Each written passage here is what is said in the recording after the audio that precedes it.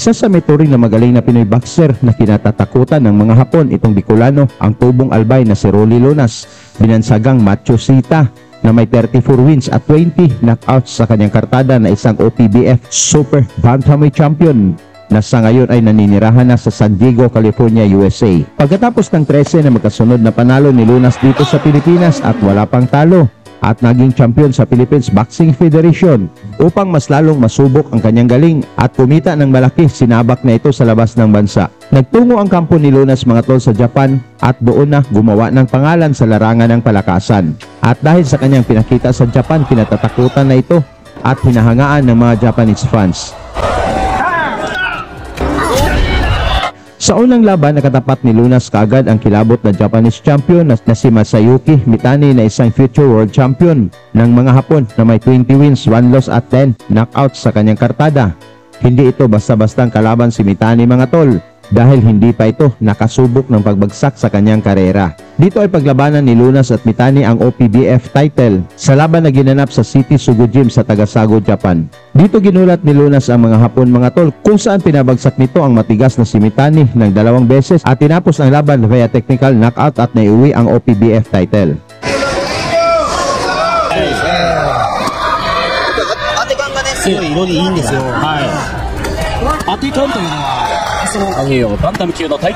Maganda pa rin ang palitan ng suntok sa kalagit.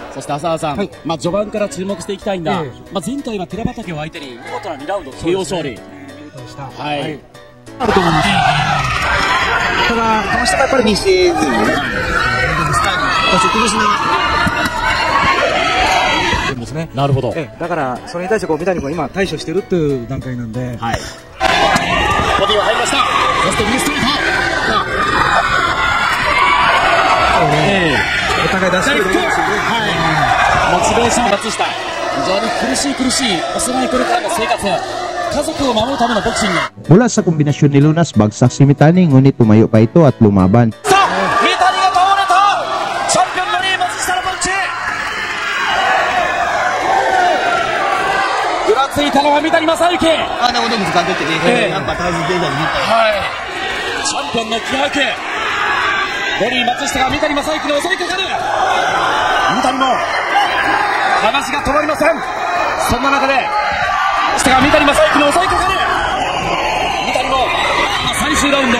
Mula sa malalakas ulit na pinakawalan ni Lunas, bagsak si Mitani at dito na natapos ang laban.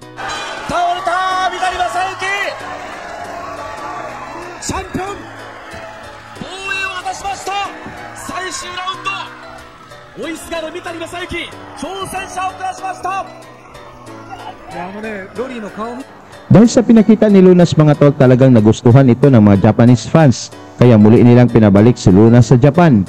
Sa panahong ito, hinarap ng ating Pinoy ang naghahamon na Thai champion na si Pramod Mongpimini sa laban na ginanap sa Nagoya, Japan. Hindi pa man lang nag-init ang puwet ng mga Japanese fans mga tol. Sa unang round pa lang, pinasuko na ng Bicolano si Lunas ang Thai champion.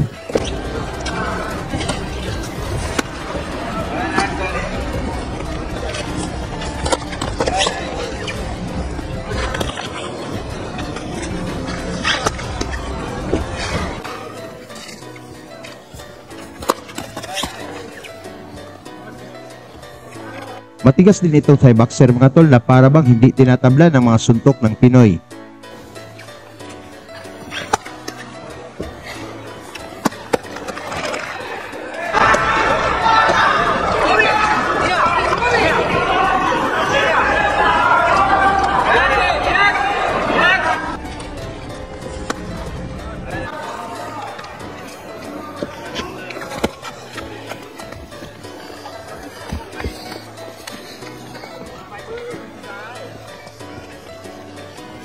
Inatake ni Lunas ang bodega nitong Thai champion, tumiklop ito agad at dito na natapos ang laban.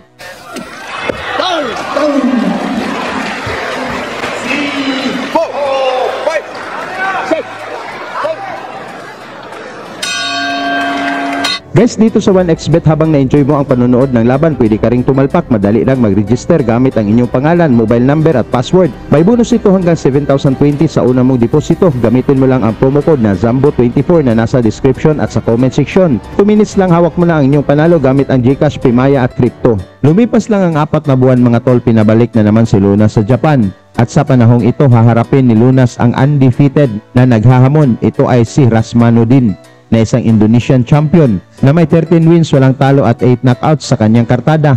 At bumiktima na rin ng maraming Pinoy, kaya pandagdag lang daw sa kanyang listahan itong Pinoy na si Lunas.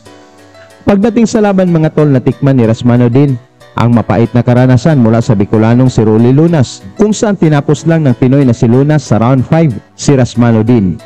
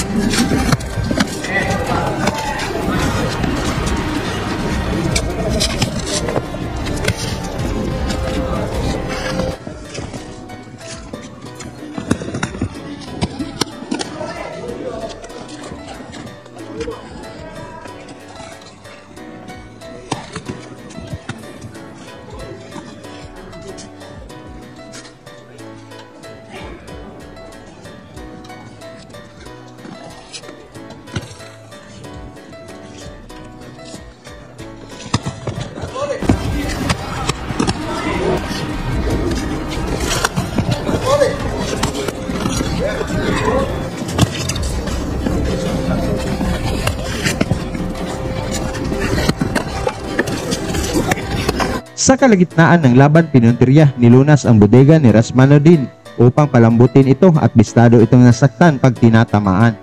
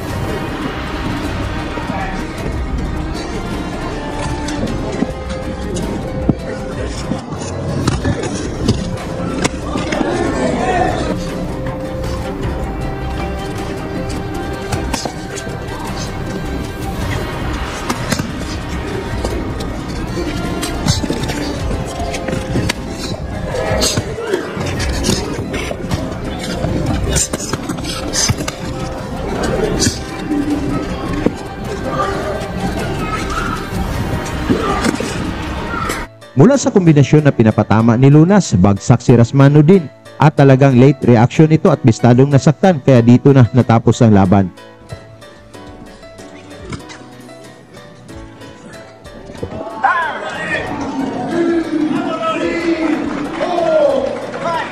Dahil sa panalong ito ni Lunas mga tol, isang undefeated na Korean champion naman ang humamon sa Pinoy.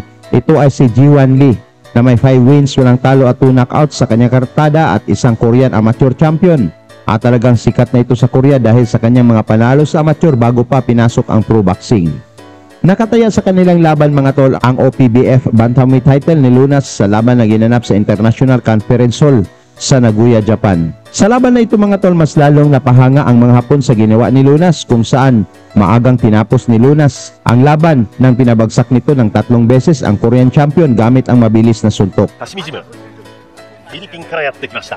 ここまで40戦して31勝。フィリピンからやってきました。ここまで40戦して31勝。とにかくこの人はパンチの強さが持ち味です。左のジャブ、強烈です。この階級でも飯田さんも世界に最も近い一人ですよね。そうですね。はい。左のジャンも強烈です。一方白いトランクスが韓国リー・ジーファン、いきなり巡ってきた大チャンス、本人も力が入ります。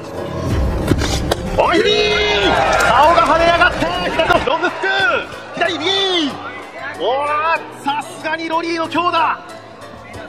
Mula sa jab ni Lunas na nasalubong ng Korean champion, bumagsak ito at ngunit tumayo pa at lumaban. さすがにロリーのパンチでダウンを取りました。オープニング、さすがにロリーのパンチ力、いや効いてたんですね。はい、さあダメージ回復はどうか。まだあと釣れた、あと釣れていく、右、いやーもう右のストレート、左痛い。 Mula sa jab na naman ni Lunas mga tol, bagsak ang Korean champion ngunit nagpakita din ito ng tibay. OPBF ルールは3度のダウンで試合が終わります。第1ラウンド、第1ラウンド2度目のダウン、聞いてました。リージーファン足効いてますよ。はい、OPBF ルールは3度のダウンで試合が終わります。第1ラウンド、3度のダウンで試合が終わるのか。ロリーマス Mula sa mabilis na jab pa rin ni Lunas, bagsak ulit si Lee at dito na inawat ng referee ang laban. Nanalo si Lunas mga tol via knockout sa round 1 at nadepensahan ang OPBF title. Mula dito, mas lalong sumikat si Lunas sa bansang Japan. Tungkol naman sa performance ni Lunas mga tol, pag-usapan na lang natin yan sa baba at salamat sa inyong suporta. Lagi niyong sundan, huwag magpapahuli. Pag-usapan ni bakbakan, balita niya at laban. Mga Pinoy na di nagpapagapi. Salamat sa mga suporta na lagi nandyan.